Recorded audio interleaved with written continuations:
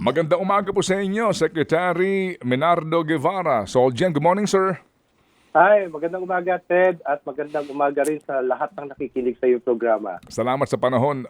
Solgen, una po sa lahat, pwede ho namin liwanagin lang itong inyong statement during the House hearing, no? Na you can investigate in whatever way you want. You can talk to any person you want. You can interview any witness you want. It's up to you. Ang sinasabi daw po ninyo, yun lang, hindi ho makapag-cooperate ang pamahalaang Pilipinas sa ICC. Ano po ito? Tama naman yung sinabi mo, no, Ted. Kasi yun talaga rin ang sinabi ko sa Kongreso na magkaroon ng, doon sa Committee on Justice no mag-hearing about 2 days ago. Accurate yung sinabi mo at gano'n naman talaga. Dahil ang issue lang naman na natitira ay whether the Philippine government will extend its cooperation to any investigation that may be pursued by the ICC prosecutor.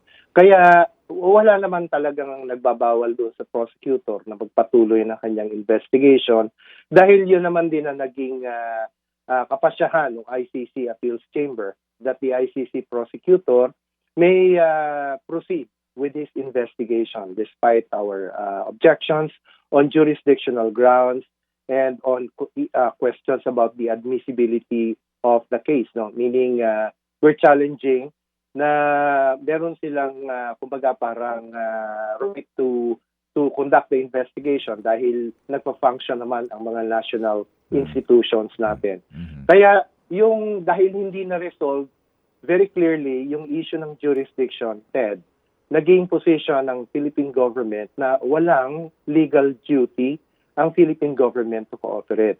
Kaya, bali ang mangyayari, ituloy nyo yung investigation kung gusto nyo ituloy, but we are not under any legal duty or legal obligation to provide any cooperation or assistance in your investigation. Opo. Yun ang stand ng Philippine government. Opo. Secretary, hindi ho ba ang estado ngayon ng kaso ay under preliminary investigation pa lang, di po ba?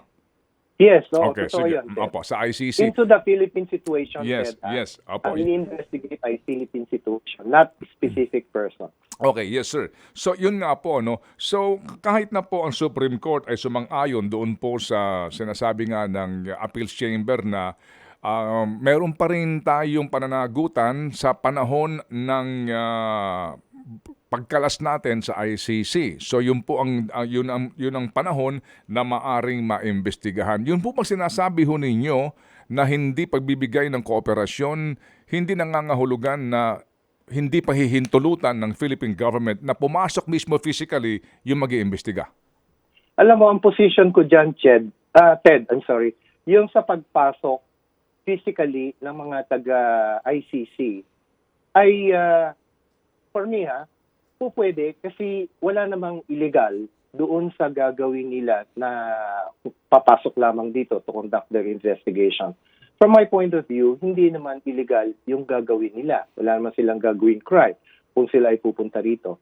Kaya lamang, merong possible issue dyan on the question of desirability or undesirability. No? Kasi pagdating sa bagay na yan, may leeway, may discretion ang Department of Justice at ang Bureau of Immigration.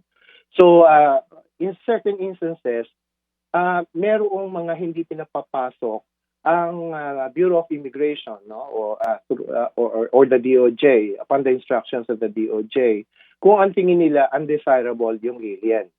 Kung merong mga intentions na tingin natin hindi naman illegal pero hindi tayo agreeable. Kaya pwedeng maging issue yung tungkol doon sa desirability nung personally, physically pagpasok nila. Hindi ko masasagot yan, Ted, kasi ibang agency ang nakakasaklaw dyan sa ganyang issue. Pero kung ako tatanungin mo, kung wala namang anything illegal na gagawin ng isang tao para mag-i-interview lang siya ng certain persons, mangangalap lang siya ng certain documents na available naman dito, ay para sa akin, hindi naman problema yan.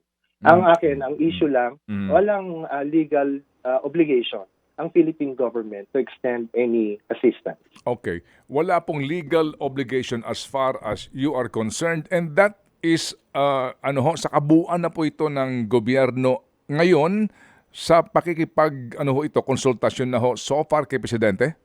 Oh yes, Ted. Oo, kasi napag-usapan na rin namin yan ng presidente several times. Mhm. The most recent of which was just a few days ago, no?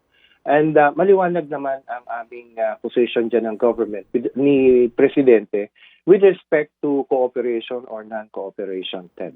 Okay, sige po. So yan po ang pinakahuli, no, na hindi tututol sa investigasyon pero hindi makikipagtulungan ang Philippine government. As of kailan po ito? Well, as of maybe 5 days ago. Mhm. Pero Ted, siyempre may intervening, ano? Ano yung intervening event? Yung possibility na ang Kongreso ipasa yung resolution nila na humihiling sa presidente na makipag-cooperate sa ICC.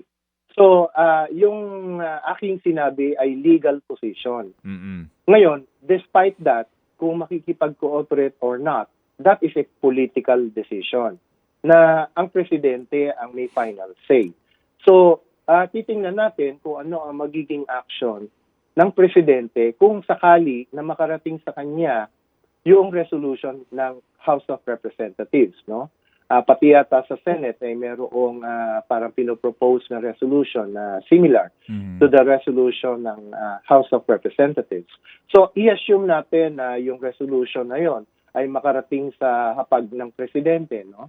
So, ano ang gagawin niya? Pagbibigyan ba niya yung Kongreso o manindigan siya na hindi, ang position natin ay not to cooperate?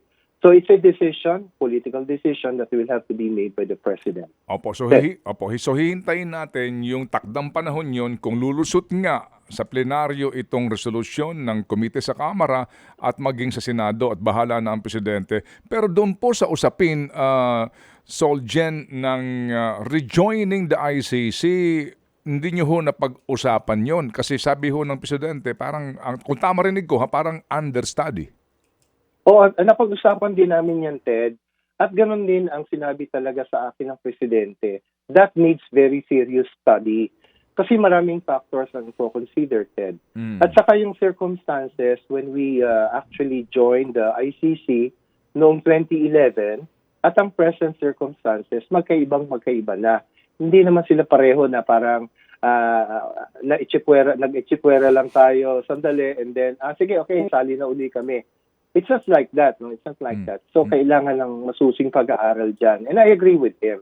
Kahit ako tanungin niya ngayon, di ko rin naman masasagot yun, no? Kung i-recommend ko to rejoin or not. Kaya maraming factors na i-consider, maraming competing interest na dapat na factor in. Kaya, Ted, talaga ang dapat gawin dyan sa issue ng rejoining or not is a very serious and careful study. And you mentioned nga that rejoining the ICC and the non-cooperation are two different things. Yes, Ted. Magkaiba yung dalawang issues na yon. Opo. Yung pong non-cooperation, sa anong mga aspeto po ito to be more detailed about it, Solgen? Oh yes, halimbawa, Ted, sa service of documents. So, halimbawa, merong ang ICC prosecutor, merong gustong padala na subpoena or something like that, no?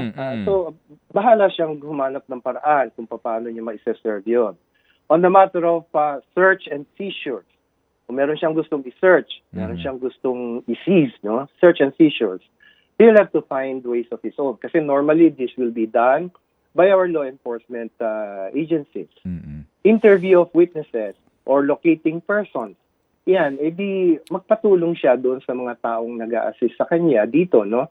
Marami naman yan Marami namang groups, human rights groups, NGOs na pabor na tumulong sa sa ICC. Pero wag yung pupunta ka sa NBI, pahanap mo nga itong tao na to, etc., etc. Exhumation of let's say dead bodies, no? Yun magagawa naman ng ICC with the help of other people. Pero hihingi ng mga permits yan, etc., etc. So sa government. Kaya yun ang hindi ma-extend ng government dahil yun ang position taken by the president himself. So we all take our cue from the President. At kung ganun ang Ah. sinabi niya, Oo. na pwede namang mag-investigate, di mag-investigate yung ICC. Kaya lang, do not expect cooperation in any form from us. Kasi iyon ang aming position. We have no legal duty. Opo. Yes. No, opo. Theoretical question lang po ito, Soljan, I hope you don't mind. Pwede bang sa pakikipagtulungan ng mga human rights groups, no, with ICC, can they approach the court and compel you, the government, to cooperate? They can do so, no? Wala namang magpe-prevent sa kanila na gawin yun, to go to the court, no? They can probably use some local people, no? Some groups, some organizations to ask the court to do that. And we'll address that if it goes to court. Kasi, syempre, ang magiging issue dyan is that a legal issue or is that a political question where the courts can interfere with? So, doon kaagad, yun na kaagad ang principal issue dyan, Ted. Is that something that the court can interfere with? Because from my point of view, it's a political question. Opo. Yes. Ito pong non-cooperation na ito, para sa nakikinig po sa atin, ano ho ang mainam na paliwanag nyo dito? Bakit ba sa una pa lang, ayaw niyong manghimasok ang ICC dito po sa usapin po ng war on drugs ng nakaraang administrasyon? Then, itatry kong i-explain to in the simplest way I can. Yes, apo. Oo, kasi totoo na merong jurisdiction ang ICC sa lahat ng mga alleged offenses na nangyari, no, against yung sinasabing crime against humanity dahil maraming napatay during the drug war campaign, etc. Pwede talagang investigahan yung mga bagay na yan na nangyari nung tayo ay miyembro pa ng ICC mula noong 2011 hanggang sa tayo bumitaw noong March of 2019. Ngayon, under the Rome Statute na nag-create ng ICC, magkaibang bagay yung jurisdiction at saka exercise of jurisdiction. Magkaibang section yun. No? Yung jurisdiction proper ay nasa section Article 5, pero yung pag-exercise ng jurisdiction na yon ay nasa Articles 12 and 13. Ano ang sinasabi doon sa Articles 12 and 13? May preconditions para ma-exercise ng ICC yung kanyang jurisdiction. At ang nangunguna dito ay dapat miyembro pa yung state habang ma-trigger yung exercise of jurisdiction. So, kailan ito nangyari, Ted? Kailan na-trigger yung pag-exercise ng jurisdiction ng ICC? Nangyari ito noong 2021, noong ang ICC prosecutor ay humingi ng authorization from the ICC pretrial chamber na mag-commence siya ng investigation sa Philippine situation. At yung authorization na yun, binigay ng pretrial chamber noong September of 2021. Take note, Ted, 2021. Nung tayo ay bumitaw sa ICC ay March of 2019. Kaya kumbaga, Ted, mahigit 2 taon na ang nakalipas nang tayo mag-withdraw noong humingi ng authorization yung ICC prosecutor na mag-commence ng kanyang investigation. Kaya maliwanag nung matrigger yung exercise ng jurisdiction ng ICC ay hindi na tayo miyembro. Kaya sinasabi natin, for that reason, wala kaming legal duty to cooperate with you. At Ted, may paliwanag ko lang, yan ay maliwanag na decision ng ICC mismo doon sa isang similar na case. Ano yung case na yun, Ted? Republic of Burundi, an African state. Yung Burundi, nag-withdraw din. Pero bago matapos yung 1 year from the time of notice of withdrawal hanggang sa effectivity ng withdrawal, nag-initiate ng investigation yung ICC prosecutor. Kaya nagtuloy-tuloy na yung investigation ng prosecutor kahit hindi na miyembro yung Burundi. Kasi nasimulan niya yung proseso ng investigation bago nag-take effect yung withdrawal ng Burundi. Kaibang-kaiba sa Pilipinas. Kasi nung humingi siya ng authorization to commence his investigation mahigit 2 taon na hindi miyembro ang Pilipinas ng Rome Statute or ICC. Opo. Yun, Ted, ang ating pinagbabasihan. Opo. Pero yung pong rason na iyon ay hindi kinatigan ng Appeals Chamber at maging ng Supreme Court. Hindi, Ted. Yes. Let me explain that. Ang pre-trial chamber, yung appeals chamber ng ICC hindi nag-rule on the issue of jurisdiction. Iniskirt nila yung issue na yun 3-2 ang decision dyan, Ted? 3-2. Yung majority hindi nag-rule on the issue of jurisdiction. Sabi nila, this is not the proper time to make a ruling on jurisdiction. Yung dalawang minority, very strong ang kanilang statement. Sinabi nila na this is the time to make a ruling on jurisdiction. As early as possible, dapat may ruling on jurisdiction. At sinabi nga ng dalawa, including the presiding judge, na hindi na ma-exercise ng ICC ang kanyang jurisdiction kasi nung mag-commence, nung humingi ng authorization, yung prosecutor, ay matagal lang hindi o nakapag-withdraw ang Philippine government. Kaya makikita mo, Ted, na doon sa dalawang mayroong sinabi about jurisdiction, ang kanilang position ay hindi na nakapag-exercise ng jurisdiction ng ICC. Yung tatlo na majority, walang binanggit about jurisdiction substantially, except to say na this is not the proper time to raise the issue of jurisdiction. So walang ruling on jurisdiction. Kaya hanggang ngayon, pinapangatawanan natin, nakita nyo yung dalawang judges na may sinabi about jurisdiction. Ganon ang position. Pamukha ng position ng government. Opo. Now, Ted, magawi ako dun sa Supreme Court. Binanggit mo yung Supreme Court, no? Natin. Alam mo yung issue doon sa case na yon, Cayetano versus Pangilinan, ang issue lang doon ay yung validity ng ating pag-withdraw from the Rome Statute. At ang sinabi ng Supreme Court ay valid naman ang ating pag-withdraw from the Rome Statute. Kasi ang tinatanong lang dyan ng petitioner ni Senator Pangilinan at ng kanyang mga kasama, pwede bang mag-withdraw ang Philippine government without the concurrence of the Senate? Yun lang ang issue doon. At sinabi naman ng Supreme Court, well, moot and academic na yan kasi nag-take effect na yung withdrawal. Pero, on the question of validity, valid naman yung withdrawal natin kahit walang concurrence ng Senate. Yun lang ang issue doon. Lahat ng iba pang sinabi ng Supreme Court ay tinatawag ng mga abogado na kumaga obiter dictum, nabanggit lang, hindi siya doctrinal ruling ng Supreme Court. Kaya ilagay natin sa proper context yung sinabi na yon. So proper context, kung magbabasa ka nga ng mga artikulo ngayon at ilang pang mga balita, ang impresyon ay pumapayag yung Appeals Chamber ng ICC at maging Supreme Court na magkaroon ng investigasyon sa kasong ito magmula nang sumali tayo noong pong 2012 at tayo kumalas noong March ng 2019. Hindi po tama yon? Tama yon na pwede silang mag-investigate ng mga nangyari noong panahon na yon. No?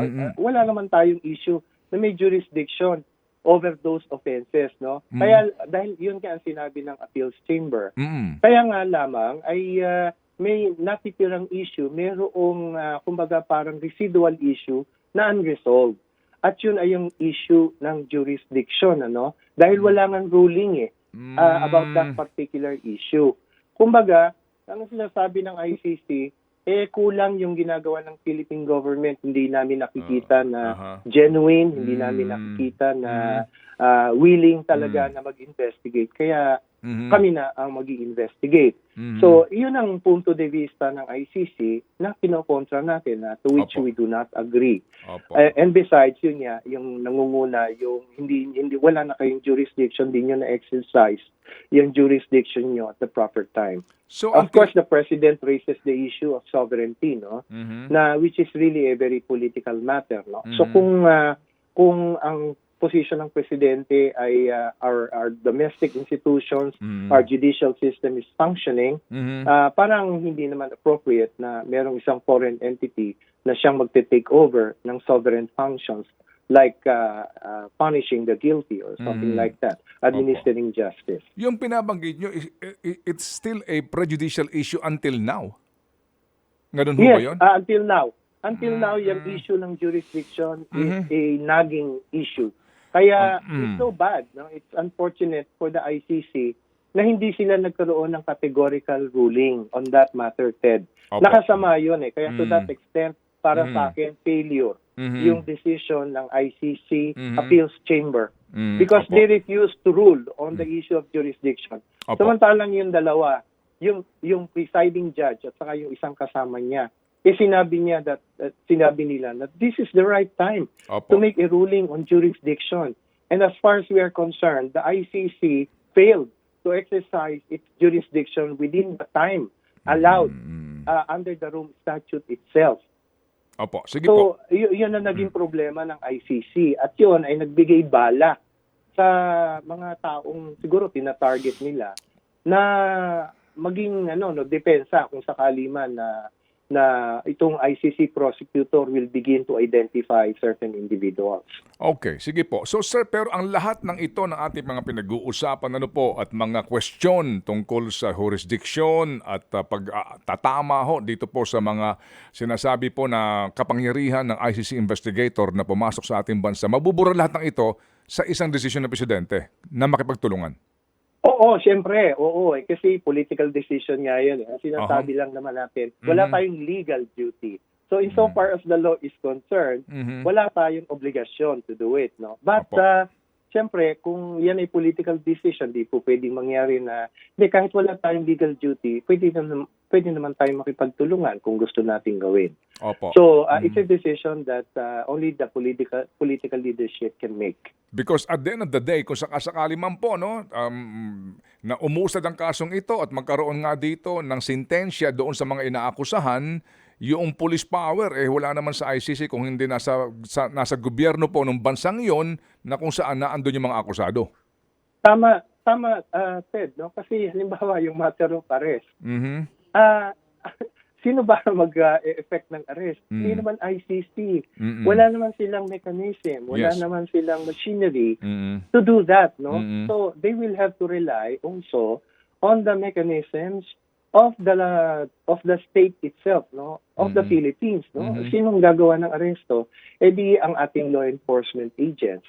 Kung ang position ng government ay, no, we cannot cooperate with you. We have repeatedly explained that to you. Paano ngayon na mangyayari?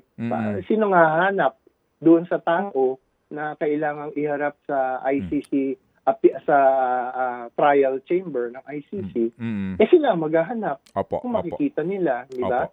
Mahirap gawin yon kung walang kooperasyon ng ating law enforcement agents. Opo. Ang pagsali po sa ICC, hindi maaaring gawin lamang itong exclusively ng Kongreso, both houses passing a resolution joining the ICC. It must be approved by the President. Rejoining ba? Ted? Yes, rejoining. Yes, Ted, yung matter of rejoining is principally an executive function, ano? Parang kamukha nung una na nag-join tayo, nasa kamay yan ng chief executive. Siya yung magra-ratify, siya yung mag-a-approve na tayo ay mag-join ng isang treaty, no? Any treaty for that matter. Kaya lamang, may subsidiary role ang Senate dahil kailangan ng kanilang concurrent two-thirds vote. Kaya ganun din, kung magre-rejoin din tayo, that means by accession, no? Kasi nakapirma na tayo dyan a long time ago. So kung gusto nating mag-join, we will have to accede by the process called accession. Meaning, ang presidente will ratify yung ating membership. It will go to Congress again dahil sabi ko nga sa'yo, iba na ang circumstances ngayon. So the Congress may or may not give its concurrence.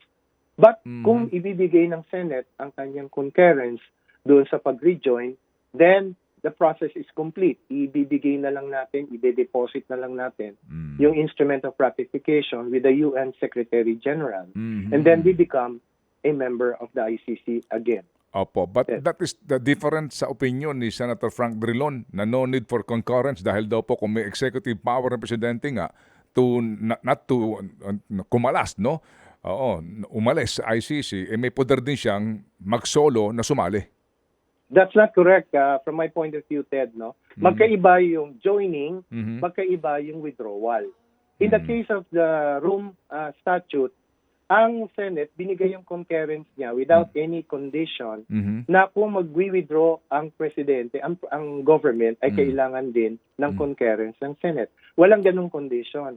Kaya pagdating sa joining, kailangan ng concurrence ng Senate, pero sa withdrawal ay pwedeng gawin yon ng presidente lamang. Mhm. So, Opo. until and unless the Senate makes it a condition Mhm. na kailangan din ng concurrence nila kung magwi-withdraw tayo, then it's the prerogative solely of the executive kung magwi-withdraw tayo. But joining, that is mandated by the Constitution. Pag nag-join tayo ng treaty, kailangan ng 2/3 Mhm. na vote Opo. na or concurrence ng Senate. It's a constitutional requirement, Ted. No? Kaya Opo. we cannot do away Mhm. with a 2/3 concurrence ng Senate kung tayo magjo-join ng any treaty for that matter. Opo. Not only itong Rome Statute, Opo. not only this ICC thing, no? Opo. Kayo ba'y kinausap na o nakausap na ho ng dating Pangulong Duterte sa isyong ito? No, hindi kami nagkakausap ng presidente ni former President Duterte about this. Opo. Oo. Kahit minsan, hindi namin napag-usapan yan. Okay. Lalo na nung siya ay hindi na presidente. No? Opo. Ted. Opo. Sir, sa ngayon po, no, kung sakasakali nga po ang magiging tugon ng Pangulong Marcos dito ay not to cooperate at yan po ang magiging aksyon ng gobyerno, ano po ang bilang dating kalihim po ng DOJ at SOLGEN ngayon at para din po naman sa kapakanan po ng mga humihingi ng katarungan dito po sa war on drugs na ito, ano ang dapat na gawin ng mga pamilyang sinasabi nga pong biktima dito ng mga mass execution po? Nako, Ted, mabuti at tinanong mo yan. No? It's a very good question. Kasi ako, ang position ko, ever since, ang solution dyan, hindi naman yung tumakbo kayo sa ICC. Kung hindi, tumakbo kayo sa domestic institutions natin na po pwedeng makatulong sa inyo at makapagbigay sa inyo ng hustisya. Kung kayo natatakot na lumapit sa pulis, dahil mga pulis ang involved, pwede naman kayong dumiretso na lumapit sa Department of Justice. No? Pwedeng mag-file kayo diretso ng complaint nyo sa prosecutors natin. Pwede kayong tulungan ng National Bureau of Investigation. Pwede kayong bigyan ng assistance ng Public Attorney's Office. Pwede kayong mabigyan ng protection ng Witness Protection Program. Pwede kayong pumunta sa Office of the Ombudsman. Pwede kayong magreklamo sa National Police Commission. In other words, Ted, ang dami-dami naman po pwede nating magawa. Kaya lamang, maraming hindi pumupunta sa ating mga domestic institutions kasi natatakot dahil police daw yung irereklamo nila. So, kaya ina-assuage natin yung ganong klaseng fear na merong mga tutulong sa inyo dito sa atin. Hindi kayo kailangan pumunta sa labas, hindi kayo kailangan lumapit sa ICC dahil tayo magagawa natin ng sarili nating paraan yan using our own domestic institutions. Ted. Opo. Kaya ang kailangan natin gawin, hindi papasukin ang ICC or rather hindi natin iasa sa ICC, kung hindi i-intensify natin yung mga dapat nating gawin domestically using our own legal and judicial system. Opo. Opo. Sa damdamin po ng mga biktima ng mga sinasabing ang krimen na ito na kahit na hindi nakaupo ang kanilang pangunahing nirereklamo, nakaupo naman pa ang iba ditong mga may partisipasyon. Opo, mataas ang posisyon, di ba? Kasi sinasama si VP Sara, Senator Bato, ano po, na ito yung mga pangamba umano din ng nasa kabilang panig na hindi kami makakakuha ng katarungan dito dahil may impluensya pa itong mga taong ito. Ay, alam mo, Ted, wala akong magagawa kung ganyan ang kanilang thinking, no? Pero palagay ko ay yan ay isang pangamba na mananatiling pangamba hanggat hindi sila gumagawa ng kaukulang aksyon. Kaya bakit hindi nila subukin muna, no? At kung sakaling talagang tingin nila ay makikita nila na walang pag-asa at talagang kumbaga stack up ang odds against them, and maybe that's the time that they should seek maybe the help of external entities. But until and unless they actually do it, it's not fair to say na our domestic system will not function. Parang parang ano naman yon, parang it's not fair naman to our Mhm. own Mhm. institutions na piniprejudge mo. Wala kaming makukuha dyan. How do you know? Meron naman tayo mga kaso, although kukunti pa lang, na nakarating na sa husgado, may mga nakonvict na. Daan-daan pa rin yung under investigation at sasampa rin sa husgado sa kaukulang panahon. Parang wag natin masyadong maliitin at i-prejudge na ang ating local domestic legal and judicial system ay palpak at walang pag-asa. Opo. Dahil lahat naman tayo, kahit nasa opposition, kahit sinong tao, pag may problema tayong legal, doon pa rin tayo nagpupunta sa ating mga domestic institutions. Tumatakbo pa rin tayo sa police, sa NBI, sa ating mga husgado kung tayo may problema. Opo. Hindi naman tayo humihingi ng tulong sa ibang bansa kung tayo may problema. Opo. So why don't we do it? Opo. Pero yung nga po, no, sa libo ho, no, depende sa bilang yan, police tsaka itong mga grupo ho ng mga human rights lawyers na sinasabi dito, pinag-usapan natin buhay, libo. Dadalawa pa lang ho ang prominent na kaso na na-resolve ho dito sa lower court pa lang. Pero yung punto ng, doon na lang po sana kung totoo po ang sinseridad ng gobyerno na makamta ng katarungan, yun na lang pong pagkukusa sana ng NBI, DOJ o mismong PNP sa pagsasampa ng kaso doon sa mga responsable sa libu-libong ito na nanlaban umano at yun nga, ang mga kwento ho ng mga testigo ay hindi naman totoo. Yun po ang hinihingi ng ilang pong mga nag-ahabol dito ng katarungan, Soljen. Ted, libo-libo yung namatay, pero hindi ibig sabihin na libo-libo were extrajudicially killed. Yun lamang yung numero ng mga namatay or napatay during police operations. Hindi ibig sabihin noon na libo-libo, 6,000, 7,000 ang pinatay ng walang, ang namatay ng, kumaga, ginamitan ng unreasonable na dahas ng ating law enforcement.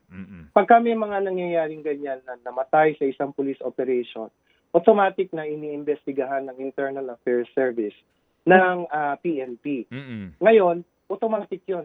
So, karamihan sa mga tiningnan nila na insidente, majority ay wala namang lapses ang police operatives. No? Pero na-segregate nila yung mga instances na tingin nila ay mali ang ginawa ng law enforcement agents nila. At yun ay, yun, nung time na ako ang Justice Secretary, yun ang hiningi ko sa PNP at awa ng Diyos, binigay naman nila sa DOJ.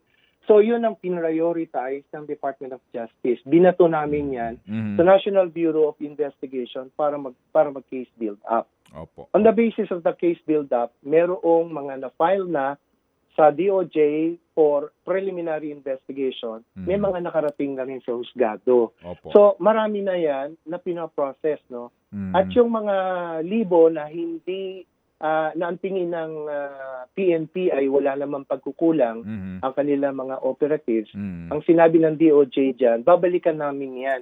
Uunahin lang namin itong kayo mismo ang nagsabi na may lapses on the part of your law enforcement agents. Opo. Ipa-prioritize lang namin ito. Opo. Pero babalikan namin yung inexonerate nyo na iba. So, Opo. merong ginagawa, Ted, no? At I will leave it na, kaya lang, kasi wala na ako sa DOJ ngayon, I will leave it na to the DOJ, to the NBI, to the PNP, to further intensify yung kanilang ginagawang sariling investigation. Opo. And at the proper time, makikita naman natin na ito ay magbubunga. Kaya lamang, Ted, alam naman natin lahat, meron tayong proseso na sinusunod that takes time.